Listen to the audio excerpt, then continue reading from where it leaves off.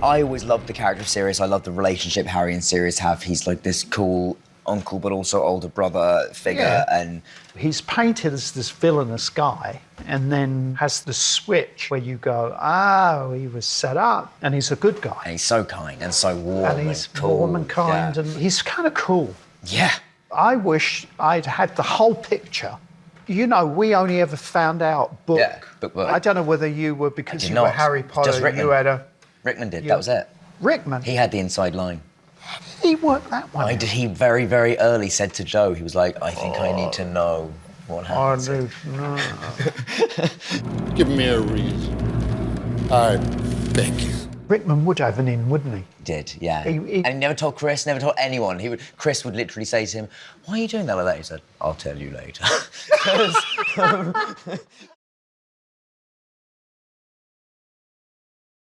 We were very much just like kids being kids on a set. My residing memory from Philosopher's Stone is I just learned how to play slam. You know what we did a lot of as well was that.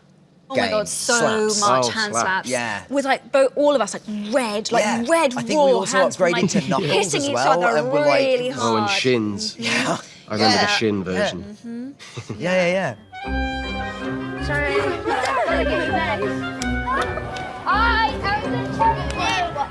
They probably made their jobs harder for themselves by letting us have as much fun as we had, because it distracted us from, you know, the work we were supposed to be doing. And for the other viewers, get a mousetrap. Darling, don't put it on your nose.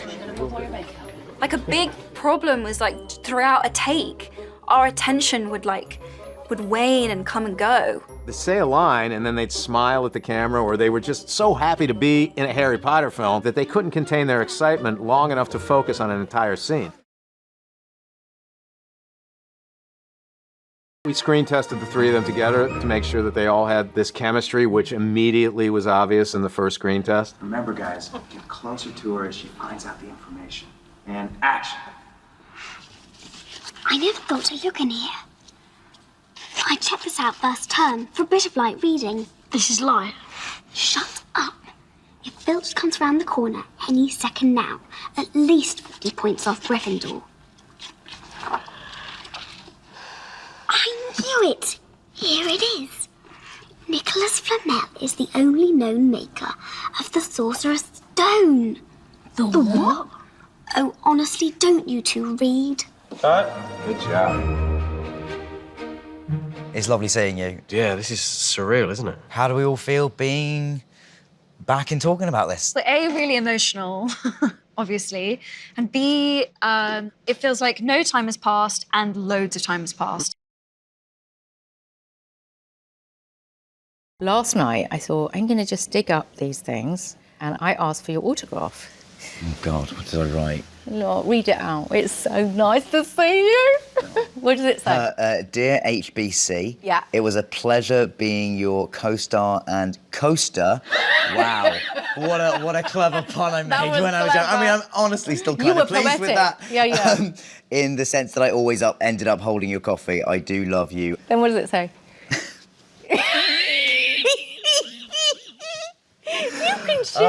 We can share this now. I said, I do love you, and I just wish I'd been born 10 years earlier. I might have been in with a chance. It's all right then. Lots of love, and thanks for being cool. Isn't it nice? I adored Tom from the second I met him, but he was always just the biggest sweetheart. Working with Jason was a real treat. In fact, working with Jason was not always a treat. Just immediately turned into the most unfriendly, horrible person I've ever met. I just remember grabbing him and just being as unpleasant as I possibly could and watching his little face, constantly seeking my approval. The very first scene that I shot was actually cut and it's on the deleted scenes. Draco touched something and I used this cane and I went... Don't touch anything, Draco. But I didn't know how sharp the teeth were. And they went right into little Tom's hands. And he looked up at me and his eyes welled with tears. Yes, Father. And I went, Tom, I'm so sorry. I didn't realize how sharp they were and how heavy it was. And he went, no, it's all right. It's good for the scene. He'd be this evil father, and then they say cut, and he'll come and give you a cuddle and say, oh, did I hit you too hard? Did I hit you too hard? He's real, Jekyll and Hyde, that one.